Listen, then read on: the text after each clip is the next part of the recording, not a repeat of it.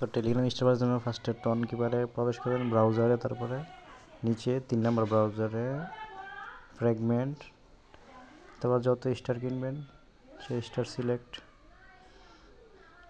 করার পর account log in করতে হবে নাম্বার দিয়া, লগ ইন কনফার্মেশন ওয়েবসাইট এই যে 250, তারপরে উপরে ওই যে কত স্টার নেবেন সেটা লিখে দেব, 22 স্টার ক্লিক, লোডিং হচ্ছে। এই যে আমার 250 স্টার কিনা হয়ে গেছে।